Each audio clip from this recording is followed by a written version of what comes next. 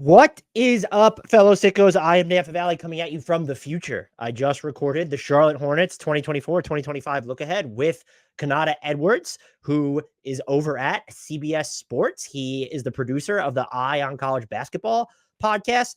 He's a pinch hit producer for the Pick Six pod as well. Follow him on the Twitter machine at Nata the Scribe. That's at NATATHESCRIBE. I will include the handle link in the podcast and YouTube descriptions. We had a great conversation about all things Charlotte Hornets as per usual. Just my quick reminder, as we're in the early stages of these look aheads, help support the show by subscribing across all platforms if you haven't already.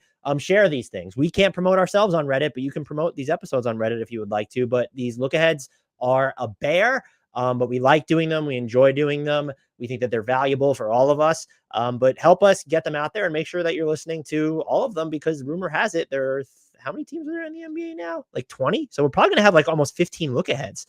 Just kidding. There should be 30 unless something catastrophic happens to yours truly. That's enough of my preamble, though. Let's get to talking all things Charlotte Hornets with the one, the only Kanata Edwards. Kanata, it has been too long. Thank you so much for coming back. I don't know if you know this. This is your half decade of coming back for the HardwoodKnocks Charlotte Hornets look ahead. You've now Wait a minute, hold on. 5 years straight? 5 years, man. Dude, where's the time gone? I don't know. It feels like it's been longer and shorter at the same time. It feels like shorter. It really does feel like shorter to me.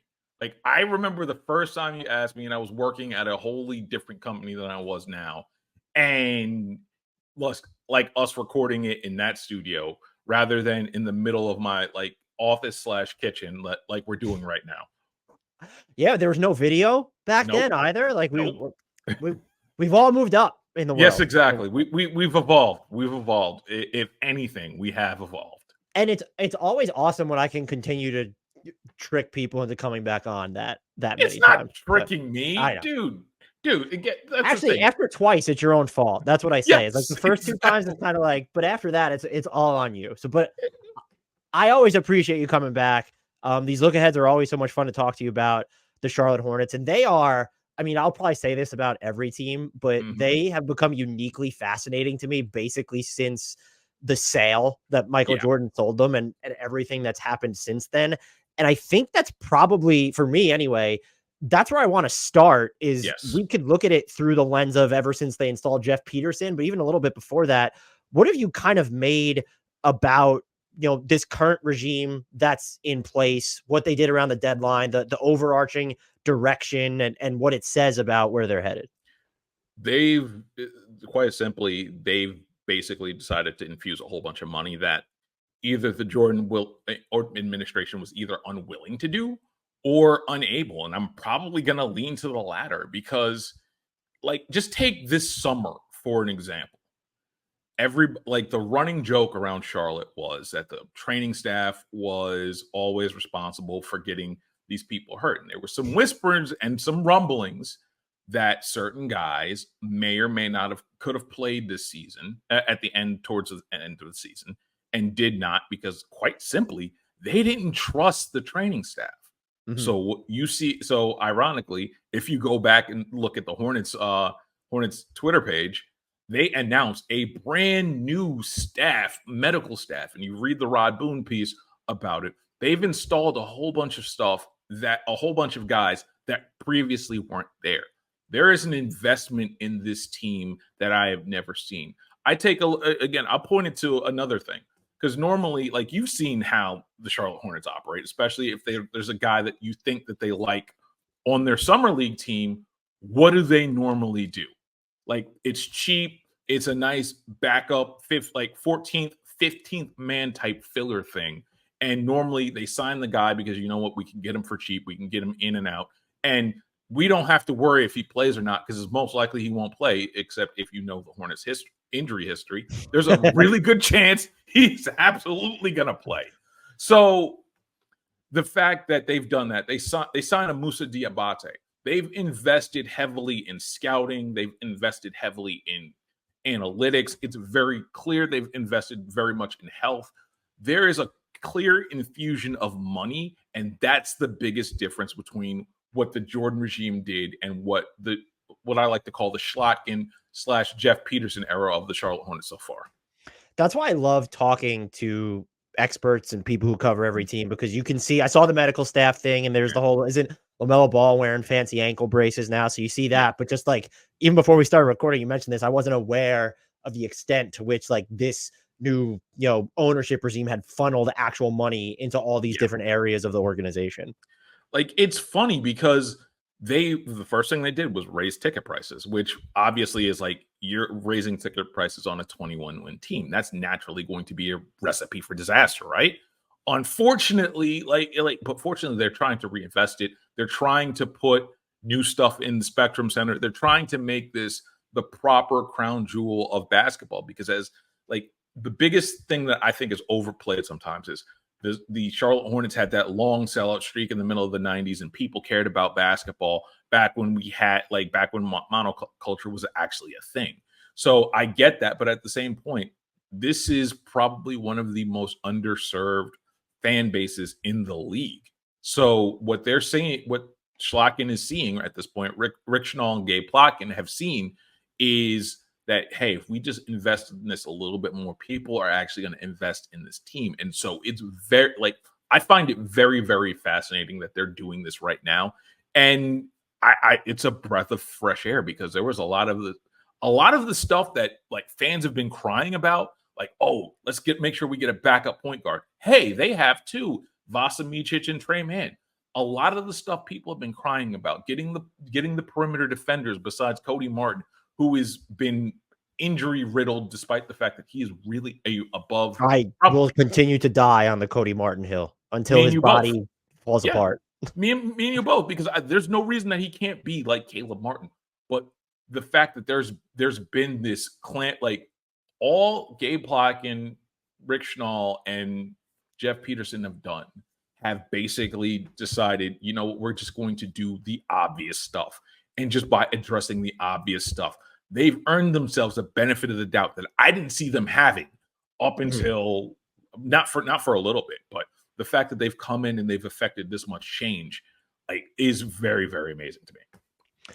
And what do you given all that change, what do you think it says about the actual direction of this team? From my read of it, when you look specifically what happened at the trade deadline, it's okay, they're really kind of married to a more gradual approach here. This isn't necessarily an organization that's going to look to, I don't want to use the word acceleration, because when the opportunity presents itself, you can always justify that, but they're not going to short circuit their future in favor of like, well, let's be this like 38-win team that might make the play-in.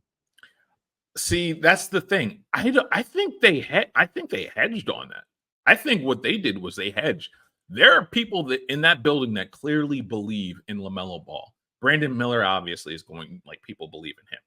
But I think there's people that believe in the talent of this team. And while it may look gradual, there's a belief in that building that they'll compete for 9 or 10 this year. Okay. And at the worst, if they get 9 or 10 and they pull an Atlanta Hawks where, oh, you lose the playing game, but you gain the first pick and get Cooper Flagg, like, they'll live with that. I think the idea behind this team is, we just want to get all the rot out. We want to get the guys that actually care about ball. We want to get the guys that don't just, like, I think they took the Terry Rozier quote. I think ownership specifically took that Terry Rozier quote about losing being in the DNA. And I think they took that very, very personally.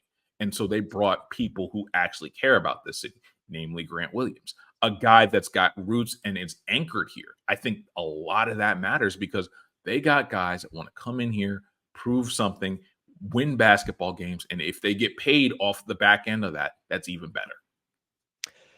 So what did you make of the decision specifically to go with Charles Lee as their head coach? And do you have any insight or thoughts or expectations for what the guiding principles of this team are going to be under him, even if it's just kind of looking at the roster and reading and reacting off of that? I look at what they did in Summer League, quite honestly. Like, okay, Charles Lee came in during Summer League, brought an energy that we have not seen in this team since Cliff's first run. Like, not even James Borrego came in and affected as much change. I think there's an infectious spirit in this team. I think this team is going to defend. I think this team is going to like Charles Lee having those 2 rings is going to affect so much change and so much credibility because it's like, hey, I've seen this, I've done this. So why don't you pay attention to these little details?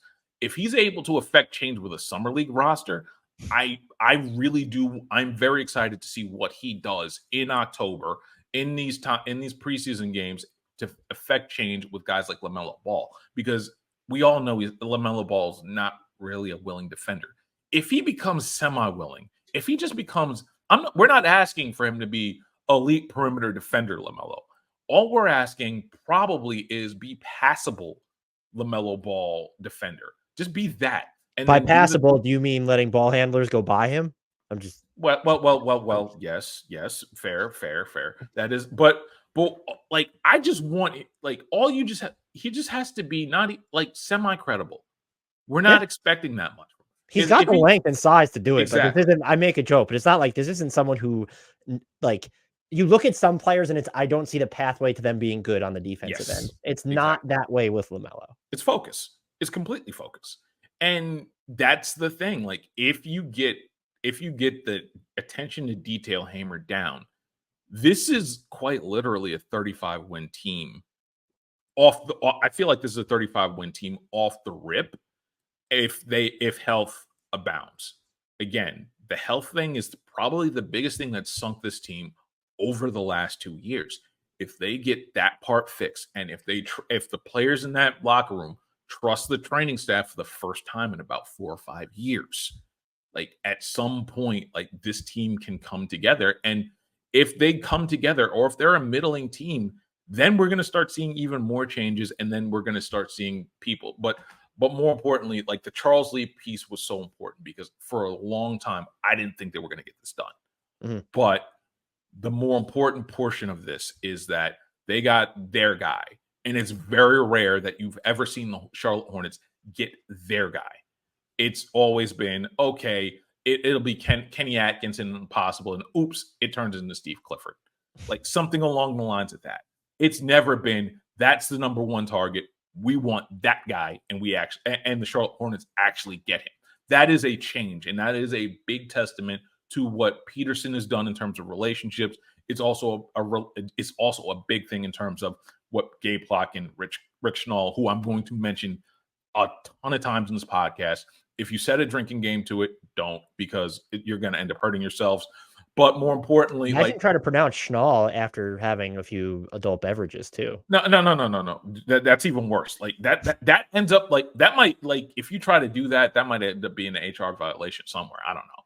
But I can't even probably say it 3 times in a row sober. Yeah, exactly. But like that's the thing. It is truly a new day. Or at least it feels like everyone I've talked to feels like it's a truly a new day, because there's so many different but exciting things in Charlotte for like the first time in quite a long time.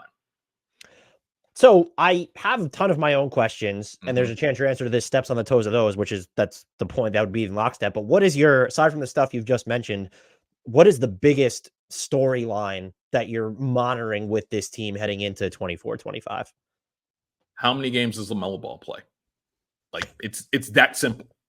If LaMelo Ball plays 50 to 75 games, this team is winning at minimum. Like you can put your money on the over, which I believe is 29.5 right now. So so at this point, if you tell me he's playing 50 to 75 games, then this team is going to win 30 games or more. If Mark Williams, who has not played more than 40 games, play, like it's all about health. Isn't it wild that those two have played? Yeah. I know Mark Williams has been in the league for 2 years. They've played 40 games together. Mhm. That's not even a half season. That's Exactly. crazy. Think about it like this. Mark Williams probably hasn't had a full offseason weight training program with the Charlotte, and like as a pro. Mhm. Because last year he got hurt because of his thumb, and you can't really do any lifting on it with a bad thumb like that. You're talking about a dude that might be slightly underdeveloped, but like if those two play 50 games, I think this team is going to be better than people think. I'm not saying sure playoff thing. I'm not saying they're Cleveland from a few years ago, but what I am saying is this team has been hindered a lot by health. And I do think that if they do get healthy, a lot of things are going to fix itself. And the vision that Mitch Kupchak had, but didn't have the finances to really pull off, I think that will be actualized at this point. So where are you kind of at? You mentioned the defensive stuff, but where are you kind of at with LaMelo Ball? I think before his injury, finishing still not Mhm. great, but like he got to the rim. Like the driving part of his game had increased. He averaged like 19 drives per 36 minutes last year, which is Yeah. wild. But like what else you looking forward to see from him? Or just like do you see him maybe improving his own shot selection in the ecosystem of a team that has more of a direction, more of a I guess like an actual ecosystem or pecking order or hierarchy or talent Yeah. around him in place? Like basically the thing is Charles Lee is not the substitute teacher. There were times that you could tell that LaMelo Ball and others treated Steve Clifford as the substitute teacher in that locker room. And he tried to get the attention of everybody. He couldn't. And he lost the locker room clearly towards the end because you would hear a whole bunch of different things from Steve Clifford. I expect LaMelo Ball to be better in all facets of in all facets. I expect there to be a competent defender at some point. I expect the shot selection to get better. I expect I expect the drives to get better, quite honestly. Like Mhm.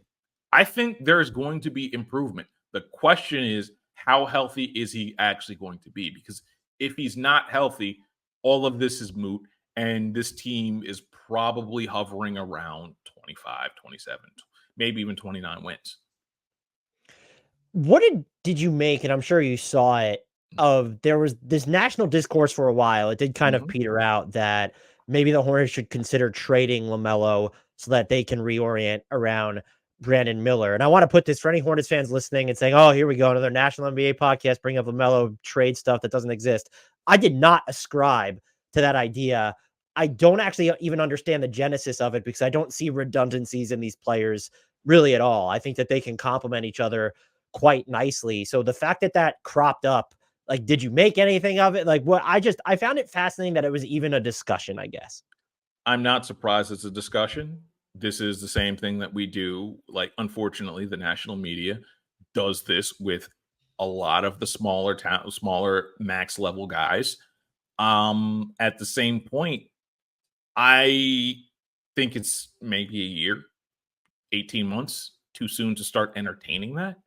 I think there's got to be a lot more stuff there. And despite the fact that you do hear rumblings on occasion that everyone, like the Hornets, are wanting to get out of the LaMelo Ball business. I I put it this way: I wouldn't make any sort of intimations that he's done or they're going to trade him because it doesn't make sense. At Mhm. this point, he is your draw card. Now, granted, Brandon Miller's come about and made it kind of interesting, but at the same point, we're talking about a guy when healthy that was a 20 point, again, a 20 point per game scorer and made things easy for quite literally everybody on the floor that he was with. And 6'7" point guard. Like, I just like those yeah, they do not grow on trees. you don't exactly. You don't trade that unless you absolutely have to, or he basically says, "Yo, I'm not playing for you anymore." And by the way, he can't really do that anymore because the new CBA basically makes that virtually impossible unless you're willing to sacrifice millions and millions of dollars. So unless both sides really want out, I don't see the point in having this discussion unless, and I put this like unless they win 15 games, they win 15, 20 games again, maybe it becomes a conversation. And even then, most likely he's hurt and you're trading him for That quite literally pennies on the dollar.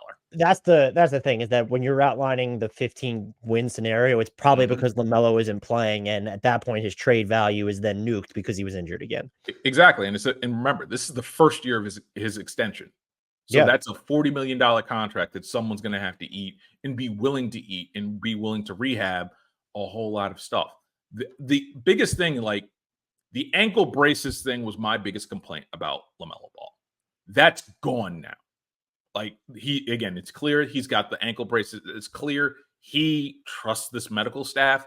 So now there's going to be more of an attention on being a professional. He does that. He's untradeable at this point because again, he takes care of his body. He becomes a professional. He's wearing the ankle braces. He's doing all this stuff.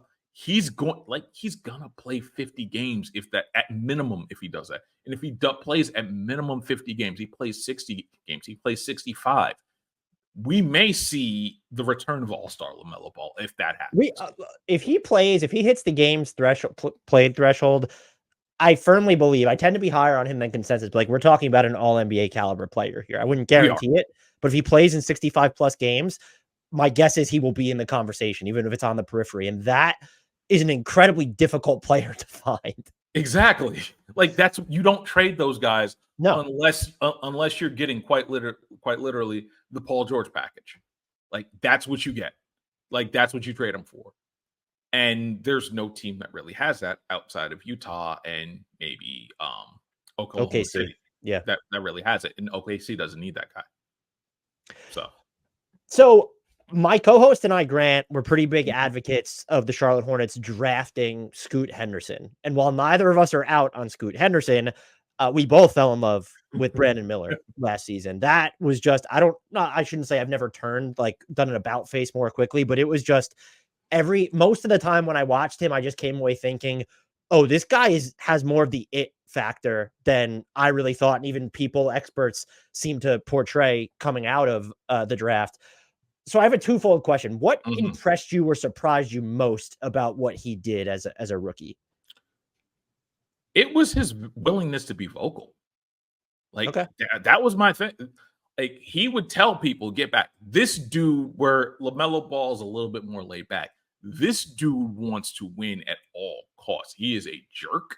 He is absolutely that kind of guy where like his mentality is, yo, I want to cut you. He's old school. And you can see why, like Michael Jordan basically was attracted to this dude and zagged when everybody thought he should zig with Scoot Henderson. I am not out on Scoot Henderson either. Initially, I was all on the Scoot wagon, and then I started really looking at the film for Brandon Miller, and I think we had this conversation last year where it was, I thought at the minimum Brandon Miller was going to be Keegan Murray. And then you started talking to Cliff. Then people started talking Cliff. Cliff started throwing out the Tracy McGrady comparisons. And I'm like, oh, okay. Ooh.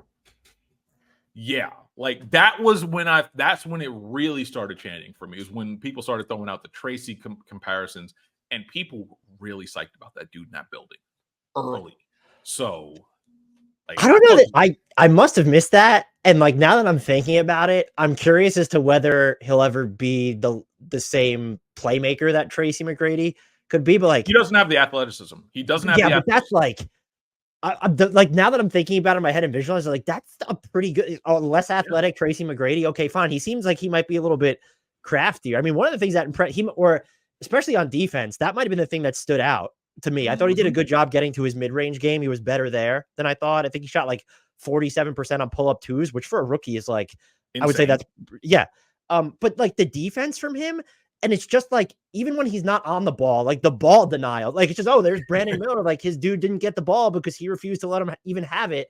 Man, I'm going to like laser into that Trace. I might clip this and have to like make that a YouTube clip. That is a shout out Steve Clifford for that comp. Yeah. Like Cliff came up with that comp, and it like, I didn't see it initially, but then you start seeing it, and you start, like you said, the playmaking. The playmaking is the only thing that he's short on, but I trust that Charles Lee's going to get that out of him. I thought there were those that compared him to Tatum. I don't necessarily see it, but I understand. Because Brandon Miller would get minutes for Team USA, right? Brandon Miller might be a better defender than Jason Tatum. Might be. And I don't want the Celtics fans all in my mentions thinking about like no. Like Brandon Miller might Nada the scribe on Twitter, Celtics fans. Jeez. But at the same point, like Brandon Miller's a killer. Brandon Miller is, and if the reason that they do end up trading LaMelo Ball is because Brandon Miller, it basically becomes Highlander and is again, and isn't that there can be only one thing, then I get it. But that dude is a killer. That dude might end up being the de facto leader of this Hornets group by the end of this season. And there's already kind of established leader positions with Miles Bridges, who we'll get into later. So what is one thing, I guess we touched on it a little bit, that you'll be looking to see from Brandon Miller, though, in year two? Aside from, I think the obvious thing is like, okay, well, what does it look like when he plays more with Mark Williams and LaMelo Ball? I want to see like what he does with added strength. I thought he finished pretty decent at the rim last year. If he gets any sort of added strength, people are getting dunked on pretty regularly because he did pretty well. Like the athleticism, it's not Tracy McGrady, but it surprised me because I thought he was more close. He was closer to Chris Middleton than Tracy McGrady. It turns out I was wrong. He's closer to Tracy McGrady than Chris Middleton. I think I think like muscle watch with him is going to be very intriguing. Like, what does he do with some added bulk? What does he do? Because the one game he did in summer league, and I know we can't take much from summer league, that release got quicker. That's the one thing. Like, if you go back and look at the one game he played in summer league, you just look at that release. That release looks ridiculously quicker than it was last year, and just as deadly. And if that's the case, that man is going to be shooting a lot more threes. And maybe, just maybe, like, depending on how this season goes, the Hornets have 2 All-Stars. And do you think having the added strength and the ability to, in theory, finish better, and I'm not, again, I was impressed with his mid-range game, but it did have the tendency to become a little bit of a crutch at points. Is that something that could help him then get to the basket more? I think it'll help him get to the basket, but I think it also helps him. I think it'll help his mid-range game too, because I do think that it does. Like, we kind of ignore how much strength it takes to stop on a dime, get your body right, and finish possibly over a defender in the mid-range. Especially if you're not generating a ton of separation while you're Exactly. doing it. Yeah. And that's the other thing. Like, and you talk about generating separation. There's stuff with his handle that he can clean up that he may have cleaned up. But he's good enough to where if he never cleans up the handle, he'll still be fringe all NBA. He cleans up the handle. Sky is quite literally the limit for that kid. The other thing that I kind of just thought of, and it's a duh thing, is that this team is better suited. It would have been this case last year, but when they're healthy, but the team is better suited to have improved spacing around him. And that just makes his job easier no matter what level he is trying to score from. It's funny you mention that because this might be like last year, funnily, like, and this is, and if you ever listen to what Plotkin and Schnall said when they made that trade to basically clear the decks, they didn't know what they were doing. They just wanted to clear the deck. And you added a Davis Bertans, you added a Seth Curry, you added Trey Mann, and those guys started hitting threes, and you started seeing a lot more spacing for these guys. And it, like, Brandon Miller became super effective. It was then where you started seeing the 20, the 30-point games from him, is when they started adding the spacing. If you add a lot more legitimate NBA talent to that roster, I think you're going to have. I do think that there's a world where Brandon Miller averages 25, 27, and I do think it could. I'm not saying 50, 40, 90, but if it's 45, 39, 85, I wouldn't be surprised. I was watching Mark Williams. I don't know why we call it film or tape, because I'm not watching tape or film. I'm watching Mark Williams possessions the other day for something I was working on. I became enamored with him all over again. Like, I feel like it's been so long since I watched him play in live game action. The dude is just big and moves just so incredibly well. Aside from staying healthy, what are you kind of looking to, like, what are you monitoring most closely about the development of his, whether it's on the defensive end, something specific about his offense, whatever? So I'm going to point out the one thing, like, I worry about his strength. I do. I brought up earlier, like, that dude hasn't really done his NBA strength training program. Start going back and looking at the film of it. Like, he's not strong enough to hold people off the blocks. I go back to the Detroit team, the Detroit team that got 2 of their wins. One of those where, like, Isaiah Stewart and Jalen Duren straight punked Mark Williams and pushed him basically underneath the basket.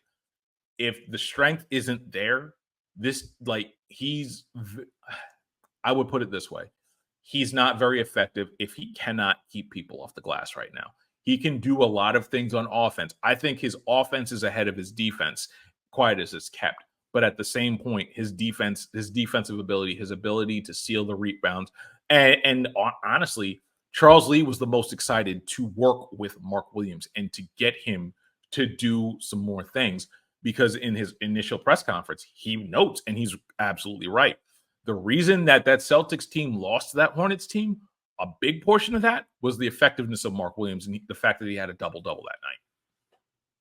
Yeah, he is. I'm going to remain fascinated with him. And even just, you mentioned his offense being ahead of his defense. I think he even there's room to explore. Not, okay, let's use him as the hub, but if he's strong enough to where you're going to trust him a bunch as the roller and you have space, like he feels like he's going to be a really good passer out of those short rolls. And Charles Lee obviously has like experience working with bigs who can do that. So if if he's healthy, and then, again, the ground he can cover on the defensive end too, the strength, okay, we can get it. Muscle watch for him, I guess, as well too. But the ground he can just shoot in the half court from like a dead stop even is just, it goes beyond being good at being massive. Like, it doesn't, when you kind of look at the ground he can cover, it almost doesn't make sense when you realize how like big and long he is. It doesn't make sense, but at the same point, like, this is a guy that I thought did not have the foot speed to survive on the perimeter against NBA guards. And one of the biggest things that he did quite early was block a Trae Young shot for the win. And I think that was his rookie season. So he's got the foot speed. He's got the requisite foot speed to be okay. And he's done a lot to his body initially getting into the league. He's just got to do a little bit more. He does that little bit more, and he's able to stay healthy.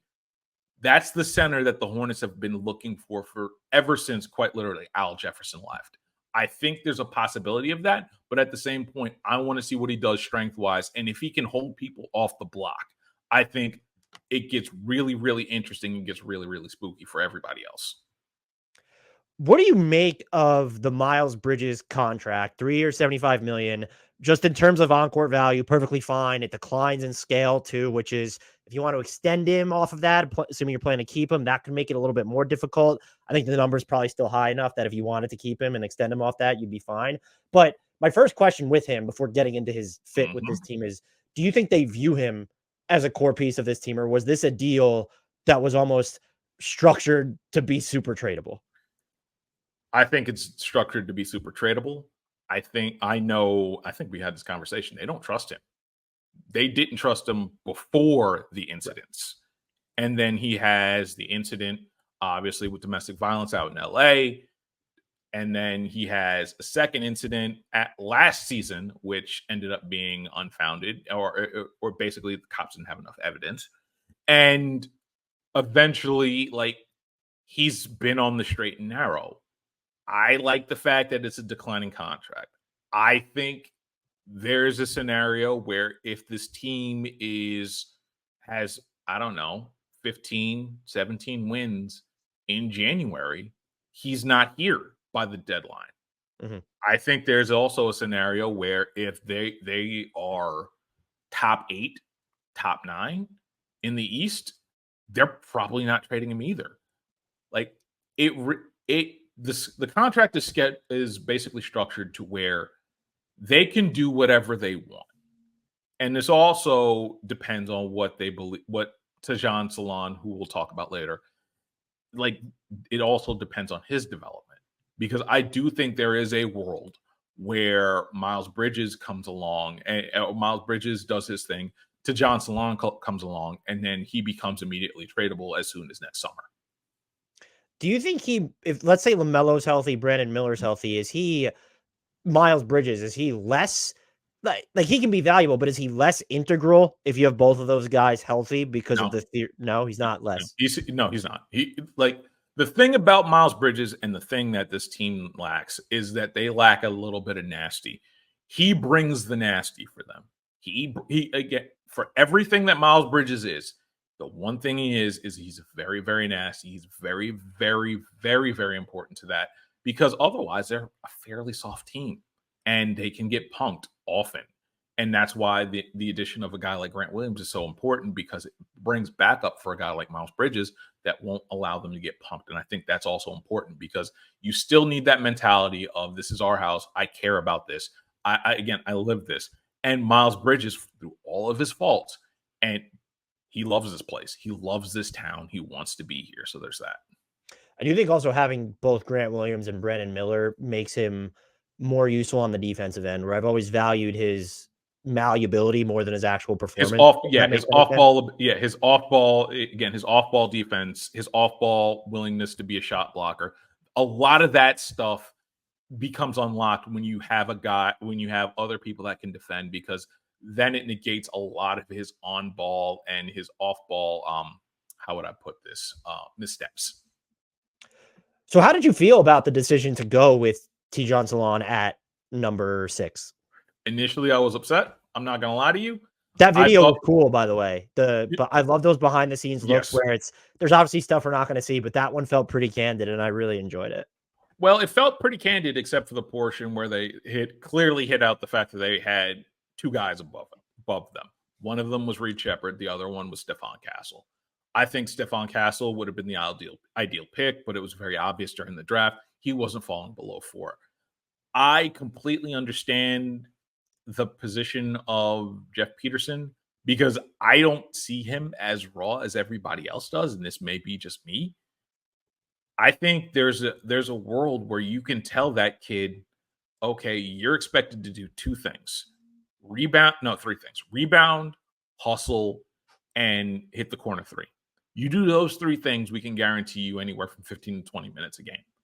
I think there's a lane for that to happen. Now, granted, a lot of that depends on his perimeter shot, which at times is on and off, but the form is there. There's a lot of and I think the biggest thing with Tidjane Salaun for me, and it's one of the quotes that stuck out when I started doing some more background on him, is that his French coach basically let him do whatever.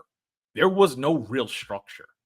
And I think that we're not going to do anything with him. There's no real structure extended as far as summer league this year. So I think he's really going to start really getting coaching on what to do and how to be an NBA pro. I think the addition of a guy like Taj Gibson helps, because I think that's going to be his pet project. I think he's going to be good. I get why they did it. You wanted in this kind of draft, you wanted a guy with a little bit more immediate impact. And maybe you might have wanted a Cody Williams.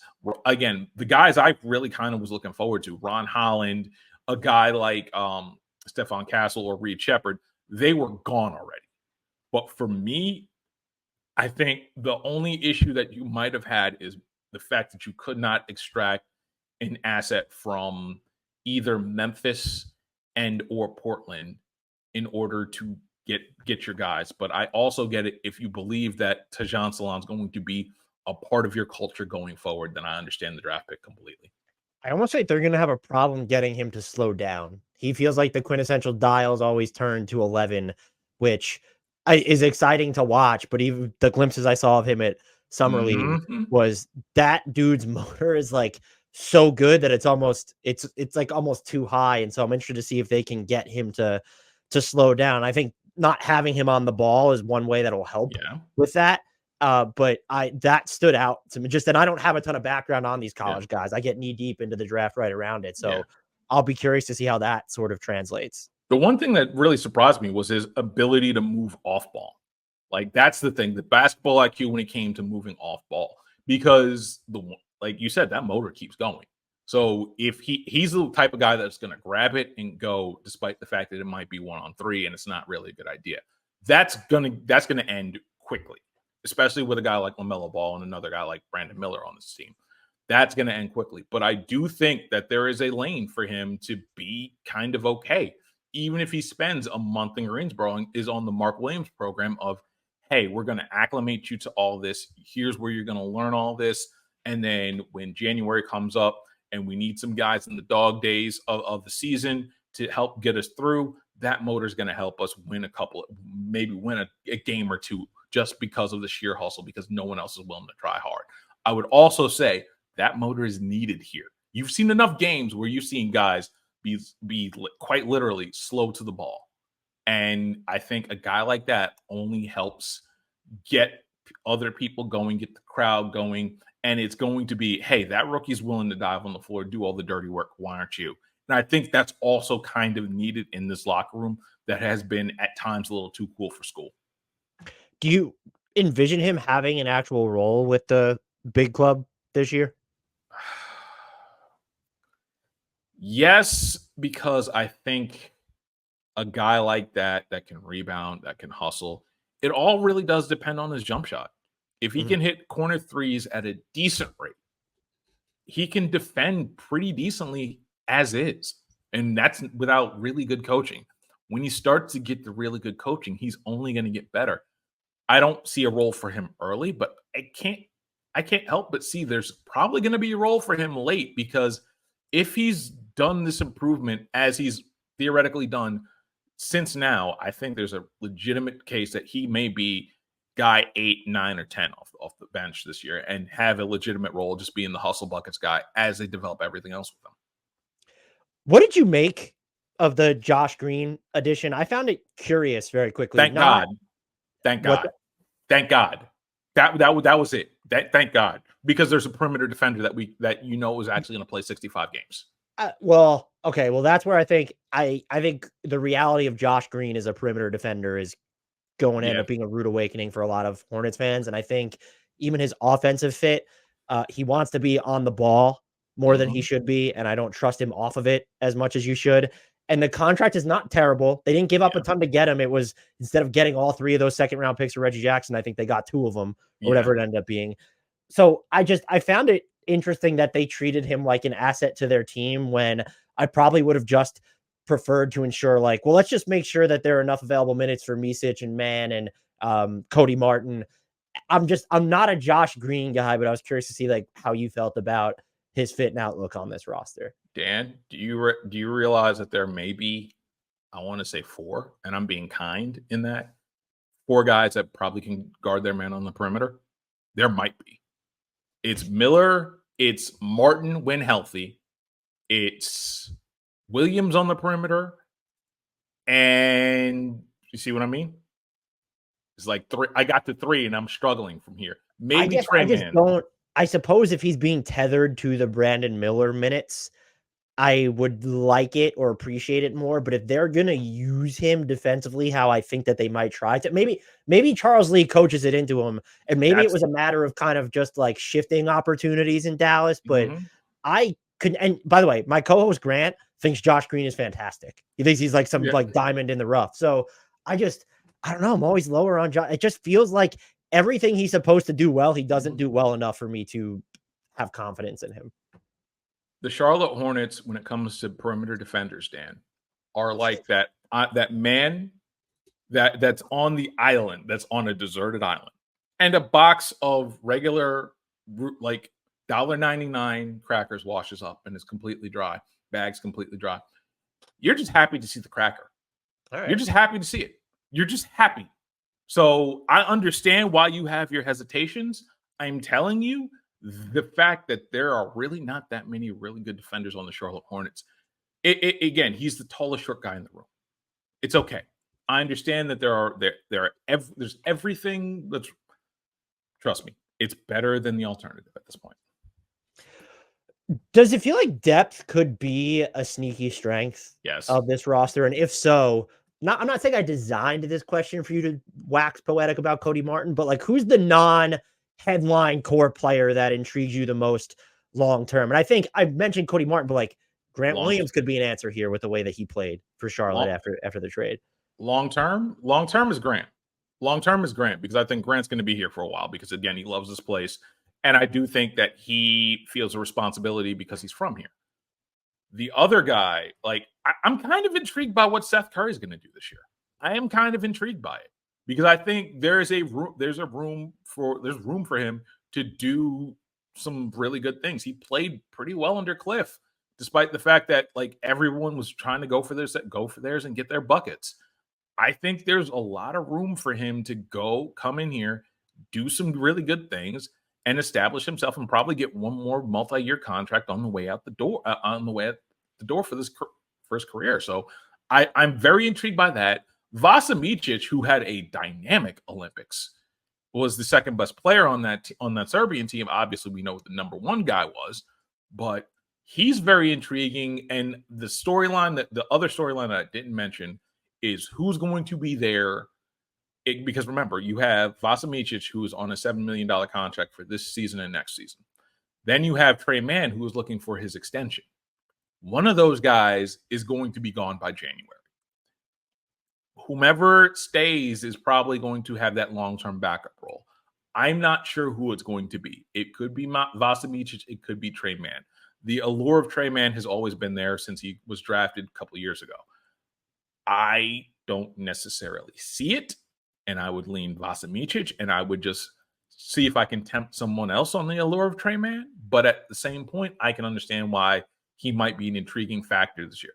Oh, you know who I forgot almost? I think I know. Nick Smith Jr.? That's what I was going to ask you about next. Nick Smith Jr.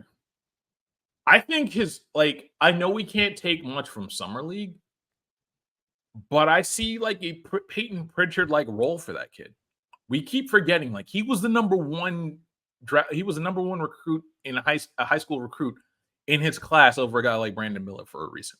Mm-hmm. I think he's a guy that if you figure out a role, and I think he's a guy that now that he's got a little bit more structure, now that he's kind of figured out the jump shot, I think a guy like Nick Smith Jr. can flourish here, especially with a guy like Charles Lee that immediately has credibility. And if you watch Summer League, they went out of their way to feature a guy like Nick Smith Jr. I think there's intention. Dropped 21 on the Nuggets that one game. Mm-hmm. Like they went out of their way to do that. You only do that for a reason. I think there's a significant role for Nick Smith Jr. once he gets the defense down. So we kind of touched on this a little bit before, but you mentioned that this organization seems like it's kind of structured to be like react to what's happening. And so if this is a team that's fully healthy, I think they're going to be better than people expect. If that happens, are they a candidate to lean into it or even just let it play out? Or could you even envision a scenario in which they are healthy, they're winning more than you might expect, but they still kind of steer out of it and prioritize the long term? I can see them prioritizing the long term, but I also would need to see what, like, let's say I can't say no to for Miles Bridges deal. I can see them doing that. Like, I can see a scenario where Miles Bridges plays extraordinarily well. Some team, I don't know, maybe the Lakers, offers something like a D'Angelo Russell plus other expirings and shed more salary. I can see a scenario where that happens. But I also can see a scenario where they just don't make any trades and they're like, let's just wait to the summer. Let's see what we have. Mm-hmm. Let's stress test this entire roster. If we make 9 or 10 and we end up with a top 5 pick, great. If we end up in the back of the lottery in a loaded draft, that's also great. I think they're just going to be flexible. I don't think they're going to lean any way. Like, we're not going to know where they lean until games play. And I think that's the best way for this organization to go for right now. I think I would agree based off how they're built. And I would also agree just based on the fact that in this particular landscape, when you look at how there's one team out west we know that doesn't care about winning at the moment in Portland. They could stumble into some wins based off the talent they have, but they're clearly invested in the long term. There are some truly bad Eastern Conference teams right now. And so if you're not going to be bad or organically prioritize not winning, however you want to phrase it, out of the gate, there will be less of an incentive for you to go that route in the middle of the season. And so I almost feel like the most likely outcome for this team, barring a catastrophic injury that changes their trajectory, is that they mostly just stand pat and let this play out. And there's nothing wrong with that when you look at what's in place. There's enough long-term, even if you don't think some of these guys are in there for the big picture, there's enough prospects, enough long-term equity on this roster as currently constructed that you can stand pat, and that's perfectly okay. The other thing you got to remember, intentionally losing games does not help you. It doesn't help you anymore. The way this lottery goes, you're better off trying to figure out exactly what you have for 70 games rather than trying to intentionally lose. Because hello, Detroit, they've intentionally tried to tank the last 3 years? They've only had one player to show for it, really. But their situation's all sorts of fucked up though. But like when you're if you're the Hornets and you have an injury like LaMelo's, okay, I get it. But when you already have, first of all, they have 2 players that could technically be the guy. there's just like, you're not necessarily in search of your North Star at this moment. So I would understand it more if you pulled LaMelo and Brandon Miller off this team, but they're already there. And so like, that's why Detroit, there was the Cade Cunningham injuries, but they're all sorts of messed up. But no, they are. But again, intentionally losing games does not help you. We saw two teams that tried to win as many games as they possibly could. That was Atlanta, even though like they were a dysfunctional mess. And you had a team like Houston that was trying to win as many games as they could, and they lucked up into the third pick. It's better to see what you have and win as many games as you have, because the basketball gods and the odds will favor you, because at this point, the lottery has shown it doesn't give a damn about your plans. It's much more about do the best you can, figure it out, and basically treat your fans not in bad faith for the entire season. And I think that's a very important point going forward, is that for the Charlotte Hornets, it's very easy to say, okay, wait for the draft next year and have the draft basically be Lucy to your Charlie Brown. At the same point, this team needs to show some good faith and say, hey, we're trying to win as many games in the 82 as we possibly can, because we know you're sick of us not trying for half the season and something like that. It would be a show of good faith to do that. And so I do see them incentivizing, hey, we're going to go figure this out through 82, no matter how much. Like in his initial statement, Charles Lee mentioned lean years. This might be one of those lean years. It might not. We don't know. But at the same point, I think it's important to try all 82 to figure that out. I also think it helps even if you're not trying, or if you're not winning, when there's a clear direction. And it does feel like the groundwork has been laid in Charlotte more so in years past, over the past 12 months, or however you want to frame it. Absolutely. Like that's the thing. That's the other portion of this. Like a lot of this already has the framework of, guys, this is going to be, we want to build a sustainable product. We're like, they're doing, again, the infusion of money. The practice facility is going to be improved. They're building a new practice facility quite literally right next to the Spectrum Center. This is going to be a completely new district, similar to what you've seen in like Milwaukee and in Toronto, Jurassic Park, a lot of that stuff. So you're going, like, it's very much going to be very different. And again, the influx of investment, they're choosing to invest in this team. I think they're choosing to invest in player development, guys like Josh Longstaff, got a lot of Lamar Skeeter, guys that were responsible for guys like Lauri Markkanen and figuring it out and everything else like that. I do think that it kind of matters at this point. So I do think that this is going to be much more of, we're going to invest, we're going to play all 82, and we're going to all figure it out at the same time. Are you ready for the cookie cutter portion of the podcast? Let's do it. Let's do it. What does the top 10 rotation look like for this team? Top 10, Ball, Bridges, Williams, both Williams at this point. Ball, Bridges, both Williams, Micic, man. I'm not going to put Cody Martin in there because Cody Martin's got to show me something health-wise. Oh, wow. That stings. Richard, trust me. Like, me and you are like the last two on Cody Martin Island at this point. Like that. When it looked like he might have been healthy for a minute last year, I was begging for every contender to trade for him. Dude, well, we talk about people that don't necessarily trust the training staff. He might be one of them, and he might have shut it down early. So again, if they traded for him and he ended up being healthy, he might have been healthy. I don't know, but I would point out that, okay, so where was I at? I was at, let's see, Ball, Bridges, so if we Miller. did it like this, I have, for me, penciled in as the starters: LaMelo, Brandon Miller, Miles Bridges, Mark Williams, and Josh Green. I would say that's probably very safe to go with. I would tell you that's safe.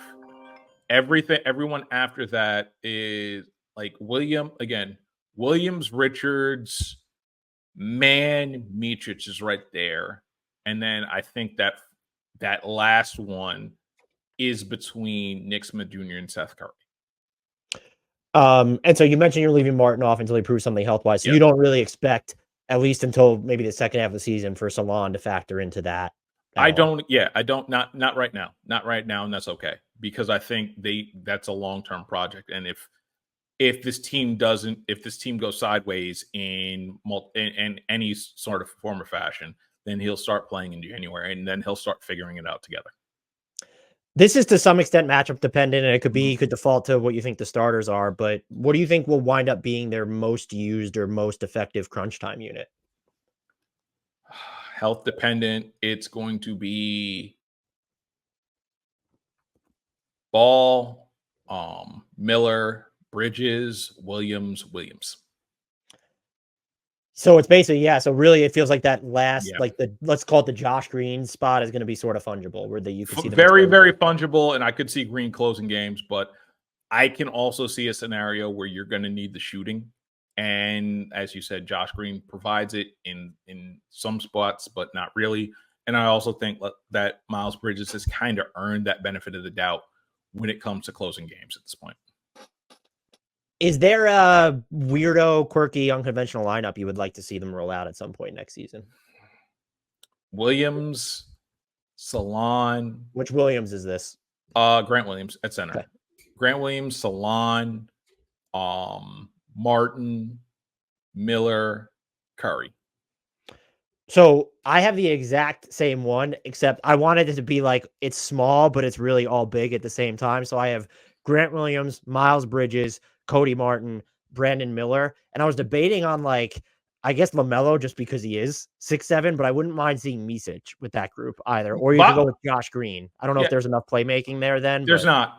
Like that's the thing. That's where I would think like that's putting a lot on a guy like Brandon Miller to do playmaking, and I'm not sure he's there yet. But I do think that come on. He's T-Mac. He's proto T-Mac. He's not fully actualized.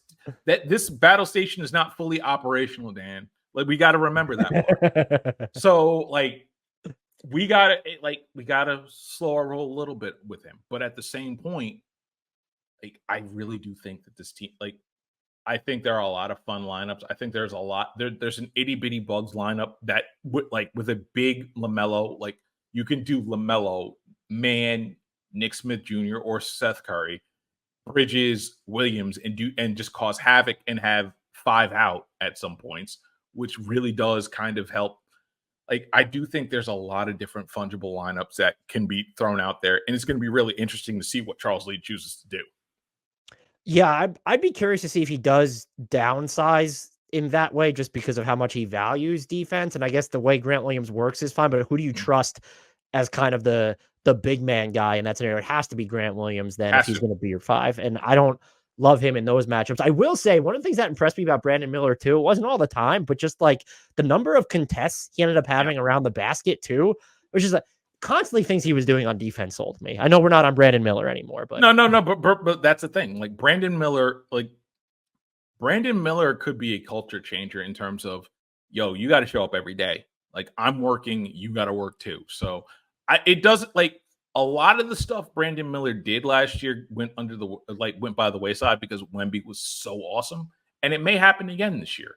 But like Brandon Miller is the number 1 pick in any other draft other than the one he was in, and the fact that the Charlotte Hornets ended up lucking into that is something that you take and run. Well, I think they deserve credit for taking him too, because that wasn't a no-brainer. Like if you have the number 1 pick, okay, it's Wemby, like done deal. But you didn't have the number 1 pick, and there was an actual decision to make at number 2, and the decision they made was widely panned.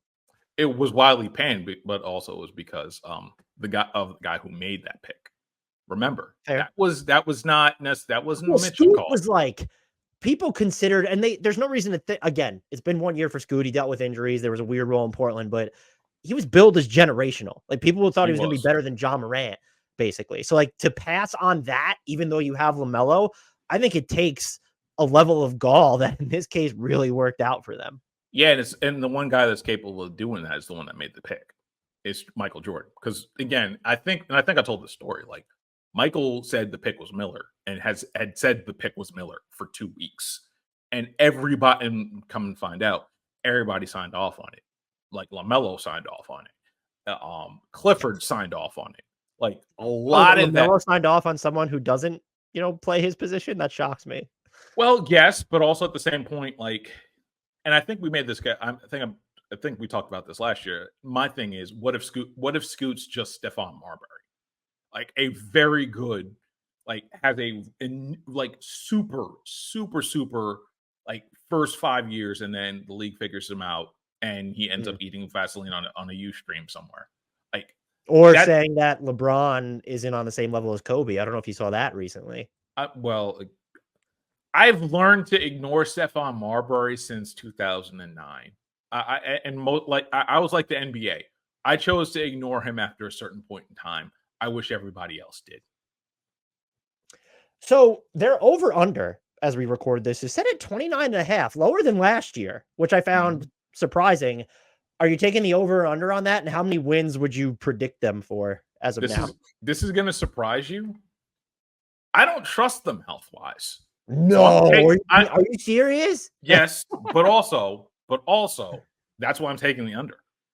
I want to take the over so bad because this feels like an easy over if they're healthy. I just don't know they will be. Like, I think it's going to take some time for this new program, this new regime, all these guys that come in and do everything. I think it's going to take a year for everyone to get comfortable with one another. So there may be a couple of scenarios where guys take a little bit of extra time to, like, not come back or whatever. I think it's going to take some time. I think that is going to be a bridge that takes a little bit of time. So next year, like, I can see them being under, but I also think it's going to be probably health related more often than not. I think that's a fair stance, and we'll do me and my co-host Grant will do our over-unders later. This is a team that I feel like I might smash the over on. But if they do hit the under, I know you mentioned health. There's that, but I'll even say if it's because of health, I really do think then it's also what will contribute to it is they are going to sell off some of their players because this is not a 30. This is better than a 30-win team on paper if they're even a semblance of healthy. Yeah, no, that's the thing. Like, if they quite seriously, if they end up with 10 wins by January, Miles Bridges is somewhere else. And then it depends on that. If Miles Bridges is gone, then is Trey Mann gone? Is Seth Curry headed somewhere?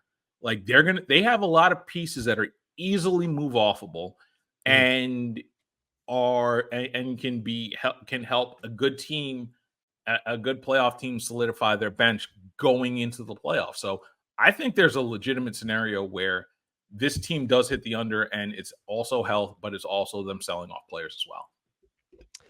God, is there something about this team that we have not discussed I didn't ask you about that you think we need to chit chat about? Honestly, the biggest thing is, like, it's a new day in Charlotte. The Charlotte Hornets have two owners that are willing to spend money, and it's the first time pretty much ever if you look at the history of the Charlotte Hornets. So when you start talking about, like, teams that, again, we start talking about influx of talent, influx of cash, and everything else like that, this is not going to be the Jordan Hornets where they're too cheap to do stuff. This is going to be much more of a mid-tier team that is going to spend money wisely, but at the same point, make a couple of bold moves. We just don't know what those moves are just yet. Kanata, this was great, everyone. The link will be and the handle will be in the podcast and YouTube description, but go follow Kanata at Nada the Scribe. Thank you so much for your time, man. I always appreciate you being so generous with your time and insight. This is always fun. Dude, we're going on a half decade of this. Next year we go for number 6. That'll be wild. That's the Jordan Bulls year. It'll be a 6-peat though. Jordan can do it. Exactly. So, dude, I love doing this. Anytime we get a chance to clear up some narratives about the Charlotte Hornets nationally, I love doing it.